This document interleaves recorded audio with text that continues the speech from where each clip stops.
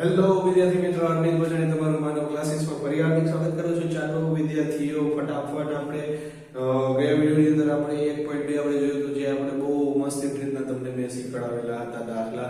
આજે આપણે આ વિડિયોની અંદર સ્વાધ્યાય 1.3 ચાલુ કરવાના છીએ અને આ જ વિડિયોની અંદરથી તમારી મંથલી પરીક્ષા કયો કે 25 માર્કની જે નાની નાની પરીક્ષા લે છે એ લ્યો, 6 માસિક લ્યો, 9 માસિક લ્યો કે વાર્ષિક લ્યો, આ સ્વાધ્યાયની અંદરથી હું જે પ્રશ્ન કહીશ એવા પેપરની અંદર તમારા પ્રશ્નો હશે ને હશે. તો ચાલો વિદ્યાર્થીઓ, જો તમને આપણી ચેનલ પર બધી વસ્તુ સમજાય તો આપણી ચેનલ લાઈક કરો, શેર કરો અને સબસ્ક્રાઇબ કરો. ચાલો આપણે ફટાફટ વિડિયો ચાલુ કરશું.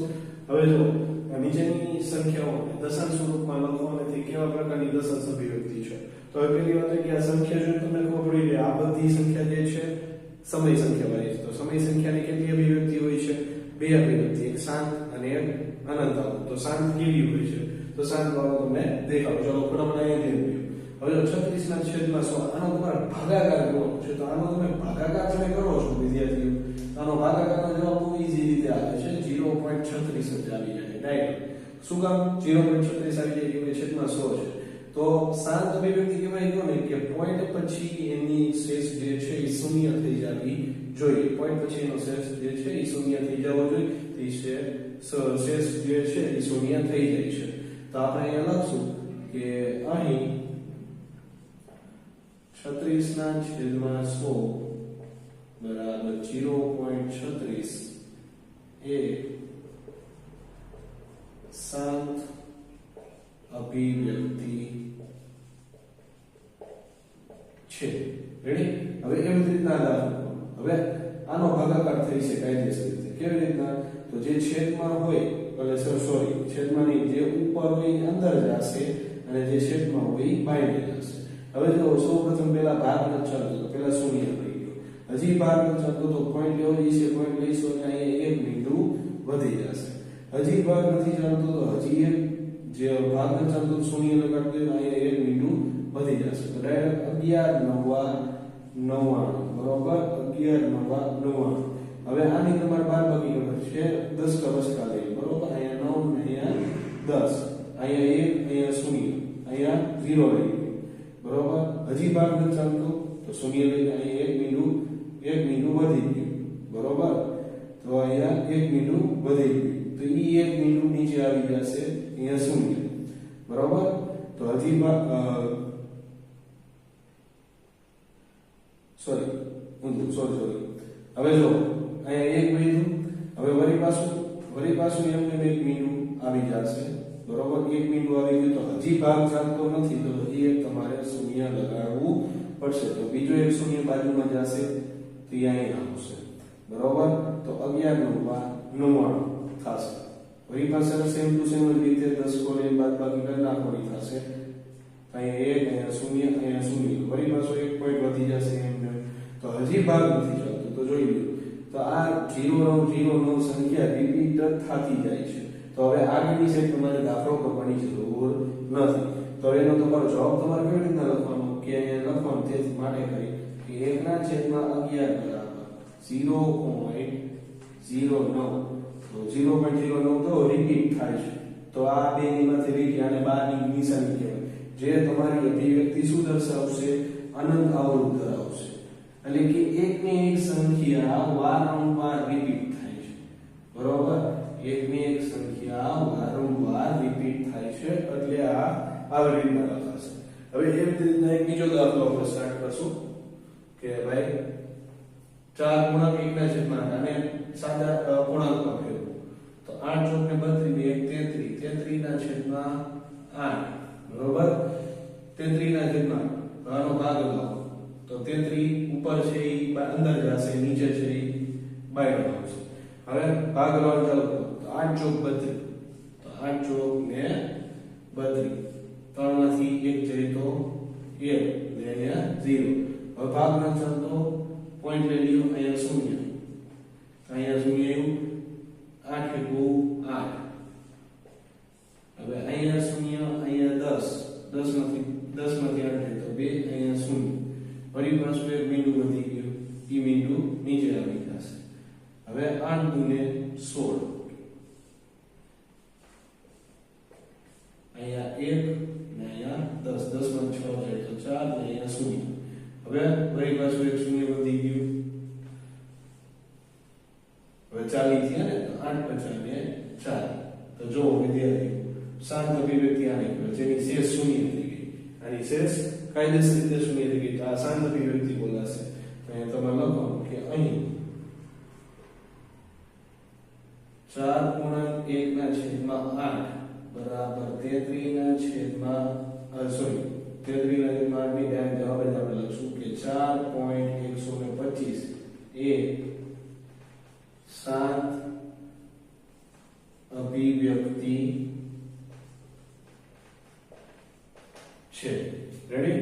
તો આવી રીતના જે છે આ દાખલા તમને પેપરની અંદર 2 માર્કમાં પૂછે. કેટલા માર્કમાં? 2 માર્કમાં છે. અને 2 માર્ક માટે આ દાખલા છે મોસ્ટ એમ્પી દાખલા છે. જો ખાસ ધ્યાન દેજો. બરોબર? આ દાખલા બધાને આવડવા જોઈએ એની ખાસ ધ્યાન તમારે લોકોને રાખવાનું રહેશે. તો ચાલો વિદ્યાર્થીઓ આયો કે તમે સમજાઈ ગયું છે. આપણે નેક્સ્ટ સ્લાઇડ પર આપણે નેક્સ્ટ ચાલો વિદ્યાર્થીઓ આ છે આપણો નેક્સ્ટ દાખલા દશાંશ અભિવ્યક્તિ વાળા.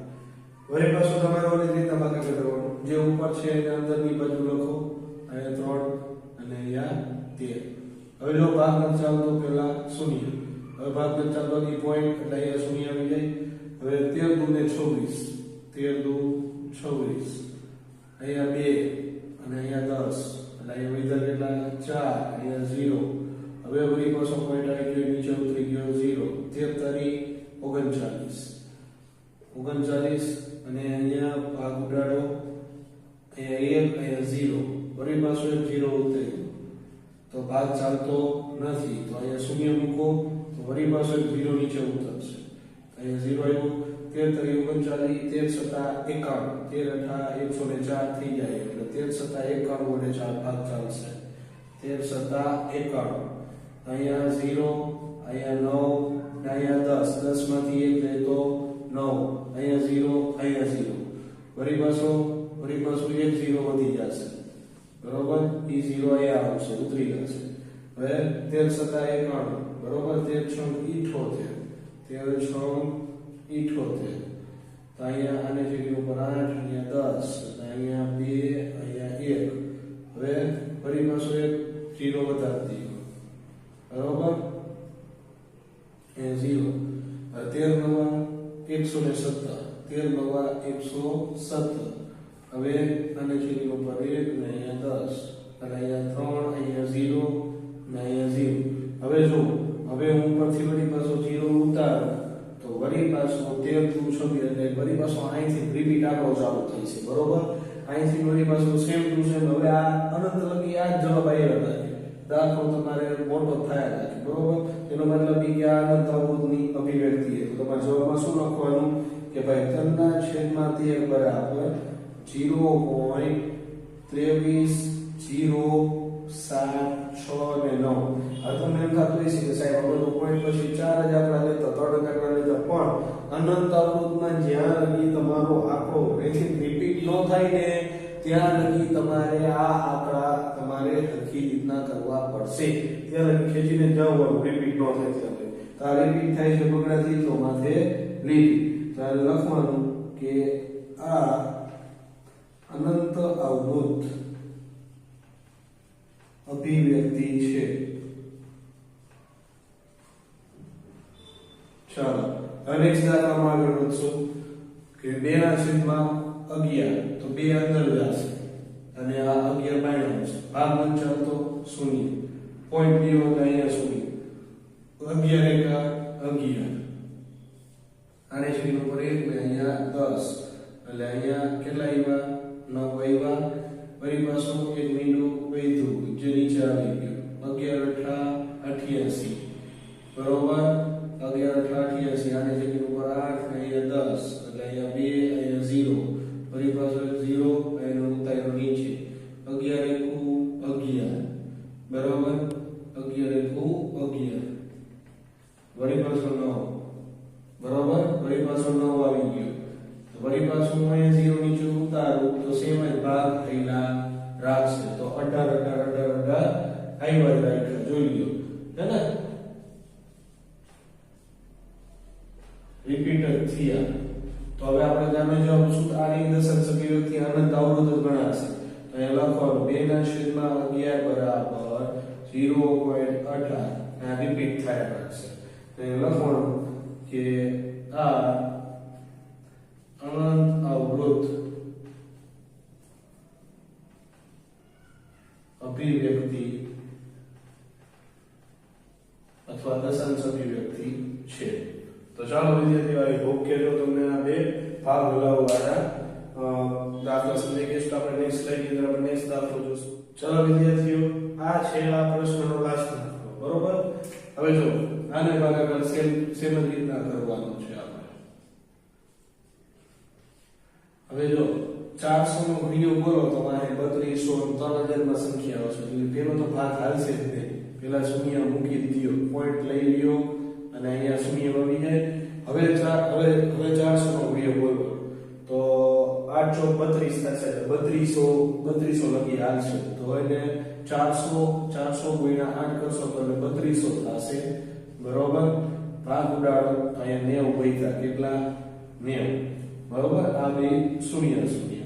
હવે વળી પાછો ઉપરથી એક 0 ઉતારો, એ 0 નીચે ઉતરી જશે. હવે 400 નો ઘડિયો વળી પાછો 400 2 800, બરોબર. 400 તેથી 1200 તો 800 એ ભાગ આવશે. 400 2 800. આની બાદબાકી કરશો તો 100 થઈ છે, કેટલા વળી પાછો એક 0 વધી ગયો એને ઉતારો નીચે. વળી પાછો 400 2 800 વડે ભાગ કરશે, બરોબર. કેમ કે 400 થી 1200 એટલે વધી જાય છે 400 2 800. આની બાદબાકી કરીએ અહીંયા 0 અહીંયા 10 અને અહીંયા શું થઈ છે 200. વળી પાછું એક મીંડું વધી ગયું તો 400 થી 1200, 400 1600, 450 2000. તો અહીંયા 450 2000. તો આનું શું થયું 0 થઈ ગયા. તો આની દશાંશ અભિવ્યક્તિ કેવી થાય 7 થશે. તો તમારે પેલા જવાબમાં લખવાનું કે ભાઈ 329 ના છેદમાં 400 બરાબર 0.8225 પછી અહીં 7 દશાંશ અભિવ્યક્તિ છે અથવા ખાલી અભિવ્યક્તિ લખશો તો પણ ચાલશે, બરોબર. તો ચાલો વિદ્યાર્થીઓ, તો તમારે આ દાખલા સરખી રીતના કરવાના છે, શીખવાના છે. એવું નથી લીધું કે ટેક્સ્ટ બુક ની બેઠી રકમ કોઈ પણ રકમ મૂકી શકે, સેમ જ રીતના ભાગાકાર કરવાનો છે. તો ચાલો આપણે નેક્સ્ટ સ્લાઇડ ની અંદર આપણે પ્રશ્ન નંબર 2 શીખશું. ચાલો વિદ્યાર્થીઓ, આ છે નેક્સ્ટ દાખલો. તમે જાણો છો કે 1/7 બરાબર 0.1428 અનંત અવરોધ છે. શું તમે ખરેખર ભાગાકારની લાંબી પ્રક્રિયા કર્યા વગર 2/3, 3/7, 4/5, 6/8 ની દશાંશ અભિવ્યક્તિ શું મળશે તેનું અનુમાન કરી શકશો? તો આપણે લાંબી ભાગાકારની રીત કરવાની નથી, આપણે શોર્ટકટ રીત કરવાની. તો જો ખાસ ધ્યાન દો, 2/7, 3/7, 4/7, 5/7 અને 6/7. હવે આને આપણે લાંબી ભાગાકારની રીત કર્યા વિના આપણે આનો ગુણાકાર કરવાનો છે. હવે જો 1/7 ની વેલ્યુ તમને દઈ દીધી પણ તો આમાં 1/7 કાઢવા કેવું તો તમે એને આમ કાઢી શકશો. રેડી? હવે 1/7 બરાબર તમારે આ સંખ્યા લખવાની થાય. હવે કરવાનું શું? 2 ગુણ્યા આટલા કરી નાખવાના, પેલા પોઈન્ટ વિના ગુણાકાર કરી નાખવાના. 14 28 57 એને ગુણ્યા 2 2 7 14 વધી 1 2 10 1 11 8 2 16 1 17 2 4 5 2 ચોક 8 અને 2 1 2. આનો જવાબ શું આવ્યો? 0 પોઈન્ટ. કેમ કે y ની 6 સંખ્યા પછી તો આમાં 6 સંખ્યા છે તો 0.285 714 અને માથે લાઈન. હવે આવી જ રીતના સેમ ટુ સેમ તમારે બધાના સેમ જ ગુણાકાર કરવાનો રહેશે. તો 3 ગુણ્યા 1/7 તો 3 ગુણ્યા 0.1428 બરોબર. હવે 3 વડે એનો ગુણાકાર કરી નાખીએ. ચાલો 3 વડે એનો ગુણાકાર કરશું તો 7 તેરી 21 વધી 2 3 5 15 ને 2 17 8 તેરી 24 ને 1 25 વધી 2 3 દુ 6 ને 7 ને 8 4 તેરી ને 12 વધી 1 3 ને 3 1 4 બરોબર તો અહીંયા શું થયું 0.4 428 571 બરોબર હવે 4 ગુણ્યા 1 ના છેદમાં 7 તો 4 ગુણ્યા 0.142857 તો ચાલો ફરી પાછો ગુણાકાર આવ્યો તો 142857 ગુણ્યા 4 28 વધી પડી 2 5 20 ને 2 22 8 32 32 ને 2 34 પછી 8 4 9 10 ને 11 ચોકે ચોકે 16 ને 17